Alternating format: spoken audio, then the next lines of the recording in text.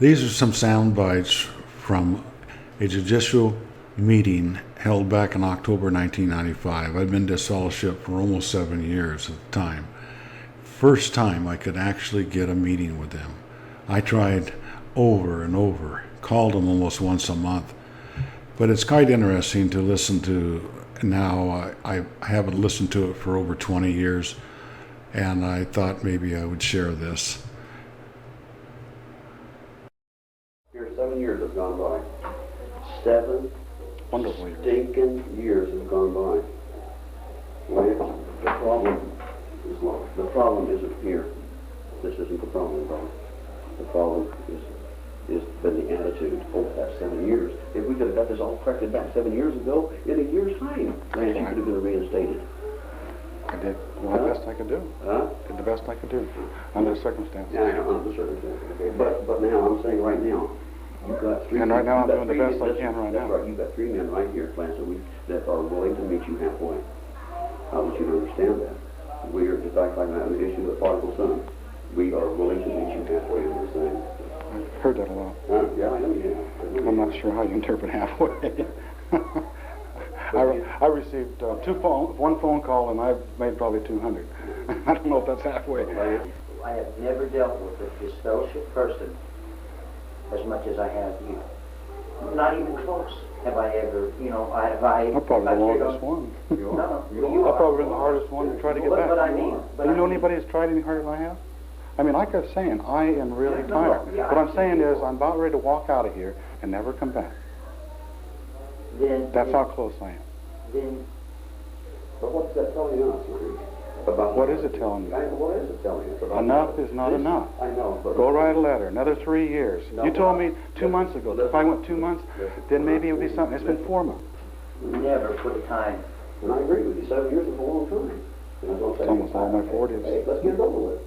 That's what I'm trying to do. Okay, let's do that. Let's get it over with. I let the brothers know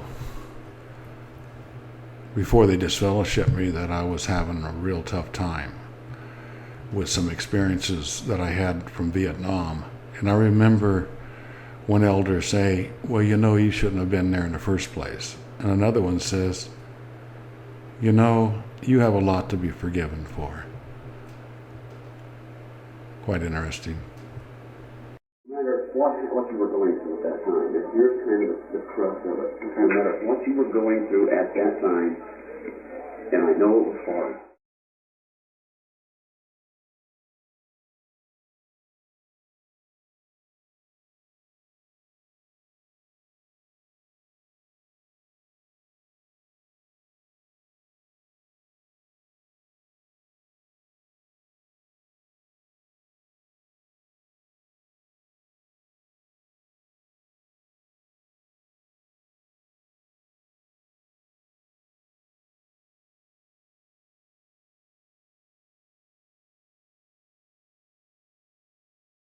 No matter what you were going through at that time, if here's kind of the crux of it, no matter what you were going through at that time, and I know it was hard. So what would we like you to do, Lance? I always get the feeling that, I still get the feeling that I'm your enemy and you view me as an enemy or something. And all I really want to do is be treated like a normal human being. I'm not asking to be an elder or ministerial service. And my horrible sin was not at the caliber that Mr. David was, okay? I didn't kill somebody or rape somebody's wife, okay? And that in context, and even though my responses weren't healthy, and they were actually in some forms of suicidality, I needed a lot of counseling, I needed a lot of help at that time, I needed some love, but what I really experienced here was not that. And you didn't have the training, your expertise to deal with it. I'm willing to drop that. That's no big deal. Forget it. But I disagree with you when you say you did not receive that, because... I don't say you didn't try. You did, but you didn't know how to deal with it. Well, I may not have known how, but I personally put every effort into it that I knew that was in my power. I believe that. And I did my best. I believe that. So, when we made the decision to disfellowship, it was one of the hardest decisions that I ever made. It was the hardest decision I ever made in my life. Being part of Jehovah's organization was your case, and yours alone was the hardest one I ever dealt with. I can see why. They told me that they were not psychologists, which is very, very true. Neither was I when I served as an elder for 9 years. We certainly didn't know how to deal with this type of trauma resolution work. But notice the puritanicalism and the lack of empathy. We don't claim to be psychologists, but Jehovah is the ultimate one. You're not going to have all those people to lean on the new system. Anybody. I just ask you people to treat me like a human being and to be under the merits of the sacrifice. You think I'm not qualified for that? But we've done it, man. Okay. We have. We've tried and tried. Well, I'm tired, okay? Can you hear that? I'm I tired. appreciate that. I've got a lot of stuff going on in my life yet, and this is not a place to go to be helped or healed or to be loved. And we're talking about loving is as love does. What I'm experiencing here is a lot of cruelty. I mean, put it in context. Did I rape little kids? Did I beat my children? I've needed help and counseling and needed to be part of a community that was growing and to be connected and to be respected by my children. But your voice is that there's something wrong with Dad. Dad is not worthy to be even called a brother. He's so impure and unclean that he's not worthy to go to picnics or to associate or to share an idea or a thought. The spirit of the congregation. And I needed to work through I things. am saying if we did not take the action that we did, that Jehovah would withhold his spirit from this congregation because we allowed something to go on. Impure that like was me. Unclean. I'm pure like me. Unclean. No. I'm unclean. You were at the time. You were at the time. You were doing what was disfellowshipping. I needed to be locked up in a hospital. Well, Lance, and I needed some help. Listen, Lance, if we hadn't have taken the action that we did, you might have committed suicide back then. You may not even be alive if we would have allowed it to go on. Maybe the discipline from Jehovah is what saved your life. Maybe it has. Maybe it has. Maybe it has. It just very well could be. And I'm grateful for the pertinacity and the strength that I've had to do it. And despite the shaming and the rejection and the humiliation and the lack of love and a place to come where you get your love and your needs. And I went to therapy and got help. When you get disfellowshipped, it's supposed to be a serious wrongdoing. And they're supposed to meet with you. And they're supposed to share with you why they're doing what they're doing. Well, they didn't do that with me. I just came to the meeting and they said, you're disfellowshipped. End of story. But anyway, it's kind of interesting. I remember calling about once a month, and I says, please, can we get a meeting? My family's it's affecting everybody in our family. Can I get reinstated? And the guy says, how many times do you pray a day? How many times do you pray a day? Listen to this clip. You really shocked me the other day. I don't know if you know. When? Didn't think. Shocked you? Yeah, you did. You just about knocked my drawers off. I asked you a very simple little question, and you beat around it, and you never did answer me directly. When we were talking on the phone. Really? Remember I asked you to pray to Jehovah. Right. And you hesitated. And I asked you several, 2 or 3 times, and you never did really directly tell me whether or not that you prayed to Jehovah. Would you like me to respond to that? No. Okay. No, I'm just telling you what. And then at that, boy, I was like, You know, a great deal of my privacy's been really affected in my headship of my family and everything. My prayer is my privacy. Jesus says to go into your closet and to pray in secret. It's my privacy.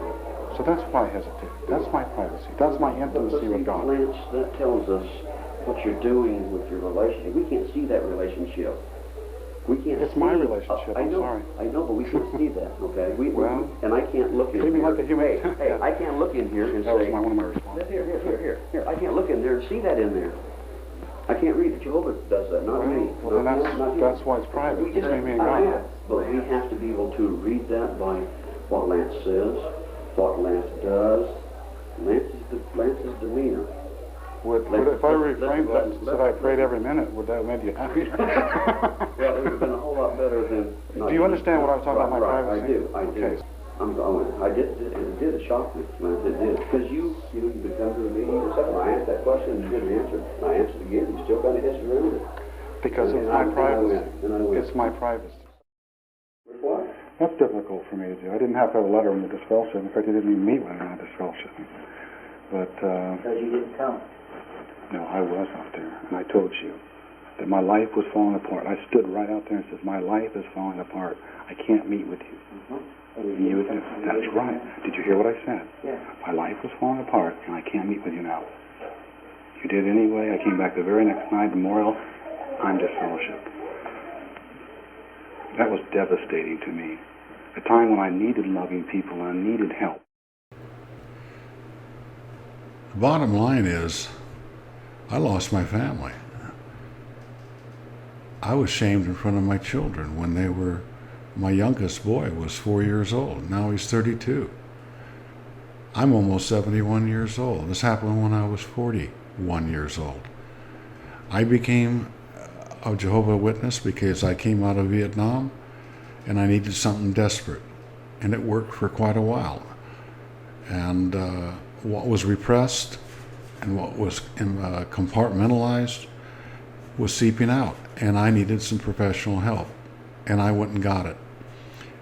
But all the time, I would go to meetings and nobody would talk to me for 7 years. Wouldn't even acknowledge my existence.